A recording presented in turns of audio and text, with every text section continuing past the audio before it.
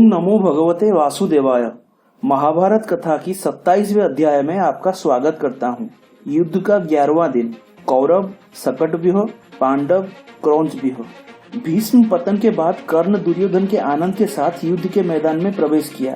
उसने कर्ण के सुझाव के अनुसार द्रोण को कौरव सेना का सेनापति बनाया। दुर्योधन युधिष्ठिर को जीवित पकड़ना चाहता था। युद्ध में युधिष्ठिर को मारना केवल पांडवों को और अधिक नाराज करेगा, जबकि उन्हें बंधक के रूप में पकड़ना राजनीतिक रूप से उपयोगी होगा। द्रोण ने इस उद्देश्य के लिए 11वें दिन अपनी युद्ध योजना तैयार की। उन्होंने युधिष्ठिर के धनुष को तोड़ दिया और पांडव सेना को डर था कि उनके राजा को कैद कर लिया जाएगा। हालांकि अर्जुन घटनास्थल पर पहुंच गए और उनकी बाणों की बाढ़ से द्रोण रुक गए। युद्ध का 12वां दिन। कौरव गरुड़ व्यूह, पांडव अर्धचंद्र व्यूह। युधिष्ठिर को पकड़ने के अपने प्रयासों के साथ द्रोण ने दुर्योधन से कहा कि जब तक अर्जुन आसपास है तब तक ये मुश्किल होगा। इसलिए दुर्योधन ने सुशर्मा की अध्यक्षता वाले त्रिगर्त योद्धाओं को अर्जुन को युद्ध के मैदान के एक दूसरे हिस्से में व्यस्त रखने के लिए आदेश दिया, जिन्होंने या तो मरने या मारने की कसम खाई थी उनके पांडवों से पुरानी शत्रुता के कारण। हालांकि अर्जुन दोपहर से पहले उन्हें हराने में कामयाब रहे और फिर प्रागज्योतिषीय साम्राज्य आधुनिक भारत के आसाम राज्य के शासक भगदत्त का सामना किया, जो पांडव सैनिकों के बीच कहर ढा रहे थे, जिन्होंने भीम, अभिमन्यु और सात्यकी जैसे महान योद्धाओं को हराया था। भगदत्त ने अर्जुन के साथ अपने विशाल हाथी पर सवार होकर मुकाबला किया, जिसका नाम सुप्रतीक था। अर्जुन और भगदत्त ने एक भयंकर द्वंद्व युद्ध किया। भगदत्त ने अर्जुन पर शक्तिशाली वैष्णवास्त्र चलाया, पर विष्णु के स्वरूप कृष्ण उस अस्त्र के सामने खड़े हो गए और वो अस्त्र एक फूल की माला बनकर उनके गले में पड़ गया।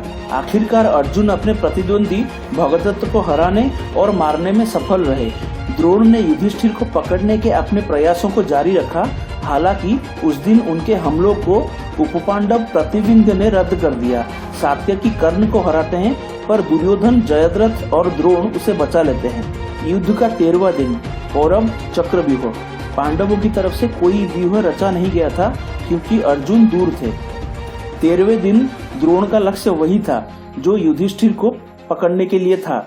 पांडवों के बीच केवल अर्जुन और कृष्ण ही जानते थे कि इस गठन को कैसे भेदना है, और उन्हें ऐसा करने से रोकने के लिए सुशर्मा के नेतृत्व वाले समसप्तकों ने अर्जुन को फिर से चुनौती दी और उन्हें पूरे दिन युद्ध के मैदान के एक दूरस्थ हिस्से में व्यस्त रखा।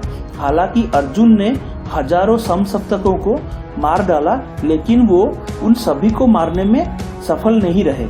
युद्ध के मैदान के दूसरी तरफ शेष 4 पांडव और उनके सहयोगी द्रोण के चक्र निर्माण को तोड़ने में असमर्थ थे।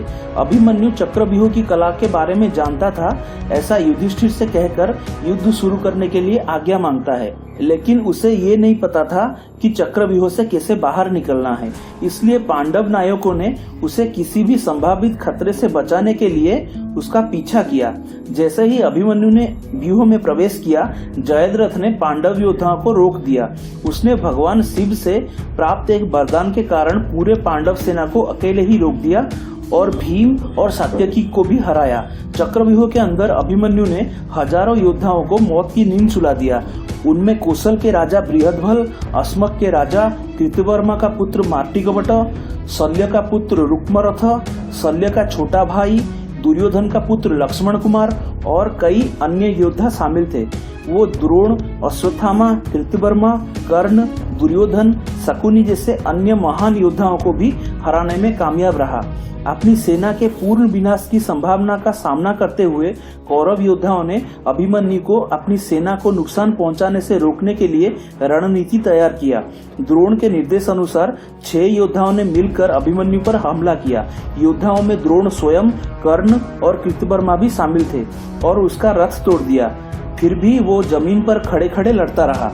उसने उन सभी का मुकाबला किया और उन सभी को अकेले ही हरा दिया। कर्ण ने अभिमन्यु के धनुष को नष्ट कर दिया। अभिमन्यु ने अन्य हथियारों जैसे तलवार, गदा आदि से लड़ाई फिर से शुरू की। उसने कर्ण के सभी अन्य भाइयों, दुशासन के छोटे बेटे और अन्य प्रमुख योद्धाओं को भी मार डाला। उसने एक गदा को उठाया, अश्वत्थामा के रथ को मार गिराया, जिससे अश्वत्थामा भाग खड़ा हुआ। शकुनी के एक भाई और कई सैनिकों और हाथियों को भी मार गिराया। उसके हथियार अश्वत्थामा, कर्ण और द्रोण द्वारा काट दिए गए। अभिमन्यु मोटे तौर पर घायल हो गया था, लेकिन उसने एक पहिया का उपयोग करके योद्धाओं का मुकाबला किया। का ऐसा पराक्रम और विनाशकारी रूप को देखकर दुर्योधन, दुशासन, कर्ण, भूरिश्रवा, अश्वत्थामा, वृषसेन, दुर्जय, शकुनी सहित कई योद्धाओं ने उसे चारों ओर से घेर लिया और एक साथ उस पर भिन्न भिन्न हथियारों से हमला किया और अंत में निहत्था करके उसे मार डाला। उसकी मौत के बाद उन सब ने उसकी चारों तरफ मिलकर भयानक नृत्य किया। रात को अपने पुत्र की इस बर्बरता से मृत्यु का पता चलने पर अर्जुन ने सूर्यास्त के समय युद्ध समाप्त होने से पहले जयद्रथ को मारने का संकल्प लिया, अन्यथा वो अग्नि समाधि ले लेगा। अर्जुन के इस संकल्प के बारे में सुनकर जयद्रथ सिंधु देश वापस जाना चाहता था, लेकिन शकुनी के चाल के अनुसार दुर्योधन ने जयद्रथ को अपने शिविर में छिपा दिया, क्योंकि यदि अर्जुन जयद्रथ को मारने में नाकाम रहे तो उन्होंने खुद को आग में फेंकने की कसम खाई थी, जिससे कौरवों के लिए युद्ध जीतना आसान हो जाएगा। जय श्री कृष्ण।